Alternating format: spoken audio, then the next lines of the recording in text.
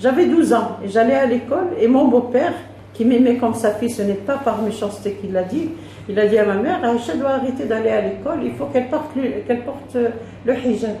Et on m'a fait porter à l'âge de 12 ans le hijab. J'avais 12 ans.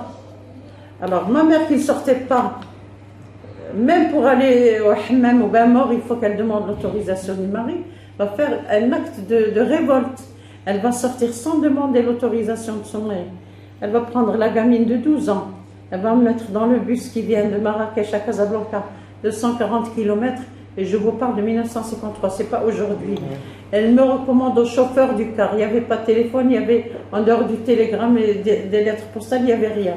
Elle me recommande au chauffeur et elle lui dit, tu l'as fait traverser l'avenue pour qu'elle aille chez sa tante, pour qu'elle puisse continuer ses études. Je crois qu'à partir de ce moment-là, je suis devenue adulte.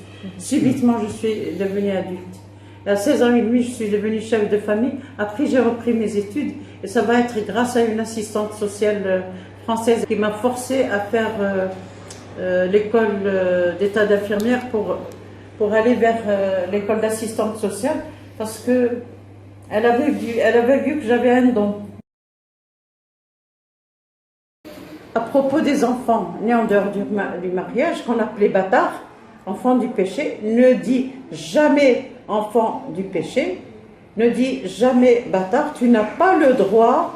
Ce sont deux personnes de sexe opposé qui se sont rencontrées, qui ont eu un acte de reproduction, ils ont produit un enfant, lui n'a pas demandé à venir au monde, tu n'as pas à le juger. Ben, j'ai eu le malheur de dire ça.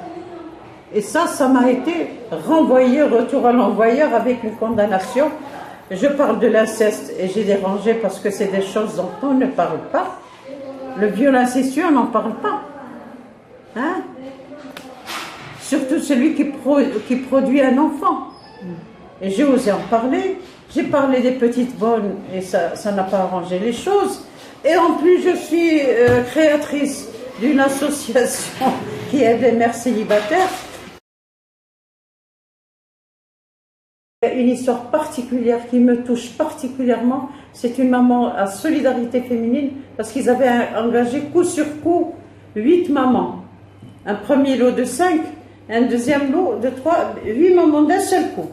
Et parmi les 8, il y en avait une qui n'arrivait pas à obtenir un extrait d'acte de naissance de son père, parce qu'il la considère exclue. Elle n'existe pas. Et puis, elle était donc sélectionnée pour aller travailler. Alors, Sita avait obtenu le nettoyage de Casablanca, mais avait obtenu le nettoyage du Palais Royal, ou en tous les cas, les environs du Palais Royal. Cette fille était sélectionnée, sauf qu'il fallait qu'elle amène tout de suite, au minimum, un extrait d'acte de naissance en attendant la carte nationale. Et elle venait, elle était en rage, et j'étais au bureau. À l'époque, je restais beaucoup au bureau là-bas. Maintenant, moins, parce que j'ai plus la force. Et puis, l'assistante, elle me dit, c'est dommage, si elle n'amène pas son attestation, elle rate le coche. Je lui dis, t'en feras un téléphone, le miracle du téléphone portable. Elle me dit oui. Elle lui dit, papa, on ne va pas, elle dit en arabe, voilà, j'ai obtenu une place pour travailler au Palais Royal.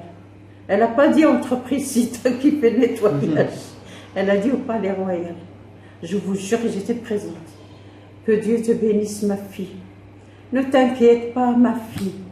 Ta soeur t'amènera l'extrait d'acte de naissance demain. Tu l'auras demain. Ta soeur va venir. Ça, c'est à 70 km. C'est tout de suite après. On pose le téléphone et elle pleure. Je dis, mais tu devrais être contente. Elle me dit, non, c'est pas moi qui le bénis. C'est les billets.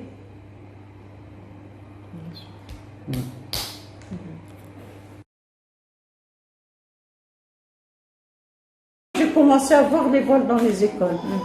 Et ça, c'est des choses qui m'ont interpellée. Pourtant, je ne suis pas spécialiste ni du voile, ni de l'enseignement. Mais j'ai commencé à voir des institutrices voilées.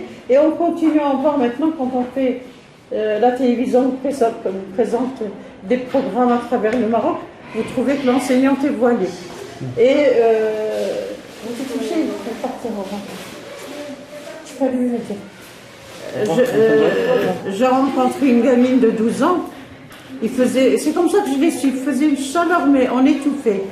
À Casablanca, quand tu as du 40 ou du 43 ou 45, je peux te dire qu'il fait chaud. Et je lui dis, écoute, libère-toi de ton foulard, mais il fait très chaud. Elle lui dit non. Je lui dis, mais nous sommes à la maison. Non, elle m'a dit, il y a les cousins qui viennent. Alors, comment ça, tu n'en es? Elle lui dit non, parce que si un cheveu, l'institutrice ou l'instituteur m'a dit, si un cheveu dépasse de ton foulard, tu as 1000 malédictions qui descendent sur toi et ton père et tes frères, enfin toute ta famille. Et moi, je ne veux pas que mon père soit maudit par les anges de Dieu. Alors, quand vous mettez ça dans la tête d'un petit enfant, et puis petit à petit, j'ai commencé à voir des enseignants porter les foulards, et les filles aussi, à l'école. Et puis petit à petit, j'étais hospitalisée à l'hôpital, c'est comme ça aussi que j'ai vu les choses. Petit à petit, on a commencé à voir la fac de médecine. Ça a pénétré la fac de médecine. Vous comprenez? Et voilà que les doctoresses portent le foulard. Si vous voulez, dans le fait, tu n'as rien à dire. Elle est libre de s'habiller comme elle veut. Les sous-entendus, moi je me protège pour être béni, ne pas être maudit par les anges de Dieu. Un jour en pleine télévision, on m'invite, c'est une association qui s'occupe des enfants qui sont violés. Et j'étais assise parmi le public. Il y avait donc 2 familles ou 3 familles dont les enfants étaient violés. Sa petite fille est morte, a été tuée par le violeur. Violée et tuée, sauvagement tuée d'ailleurs. L'autre, la petite fille de 2 ans et demi, violée mais pas tuée. Et celle qui a l'enfant de 2 ans et demi, violé, pas tué, raconte dans son témoignage, oui, les voisins m'ont dit, quand même, il faut lui pardonner, c'est un papa, il a 3 enfants, tu lui pardonnes pour qu'il n'aille pas en prison, il a violé ta petite fille. Et là, le metteur en scène voyait que je m'agitais, j'étais dans le public, je m'agitais. Puis il dit à l'animateur, et Madame Chena dans le public, puis il m'amène le micro.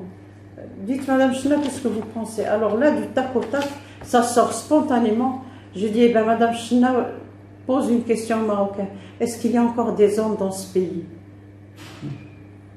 Ils m'ont dit, s'il y en a quelques-uns. J'ai dit, eh bien, s'il y en a quelques-uns, ils sont très peu nombreux. Parce que des gens qui viennent tapoter le dos de cette femme, alors que le violeur est papa de 3 enfants, et on lui demande de se taire. Est-ce que ça c'est des hommes? Est-ce que c'est accepté? Je parle tout le temps à tout le monde. Et le langage vrai qui est apprécié par les Marocains. Je n'ai pas d'appétit pour aller dans des postes de responsabilité. Si je me suis amusée, même à me présenter comme candidate libre, j'assure que j'aurais au moins un poste de député. J'aurais eu toutes les voix que je veux. Mais non, ce n'est pas mon style. Je ne réussirai pas. Je sais que c'est un choix à faire. Alors mon choix, c'est être par terre ici, regarder ce qui se passe dans la société. Elles reviennent vers nous. Elles n'ont plus honte de revenir. Comprenez? Avant, elles étaient des mères célibataires. C'est la croix gammée. Non, je ne retourne pas là-bas. Vous comprenez? Aujourd'hui, elles reviennent avec leurs enfants. Et en général, leurs enfants réussissent. Et Hafeda a dans son bureau, si vous allez voir son bureau, une collection de dessins d'enfants, de résultats scolaires d'enfants. C'est des lumières. Ils ne se rendent pas compte de la pauvreté dans laquelle ils vivent. Ils sont peut-être pauvres, mais ils réussissent. Écoutez, il faut investir chez l'enfant tant qu'il est petit. Parce que si vous investissez le bien, pour bien le construire, il va vous le rendre demain. Si vous n'investissez rien, eh bien demain vous aurez quelqu'un qui va être dérangé, qui va faire des choses qui ne va pas construire, qui va détruire, qui va se détruire lui-même. Après tout, s'il détruit les choses, il y a la prison pour ça, mais il vaut mieux quelqu'un qui construit que quelqu'un qui se détruit. Pour nous, solidarité féminine, quand on investit chez la mère célibataire, on protège en même temps l'enfant. L'enfant vit avec sa maman, il a 50% de son identité. il a 18 ans, il va lui dire, moi je veux connaître toute l'histoire de mon père, elle va lui raconter l'histoire de son père.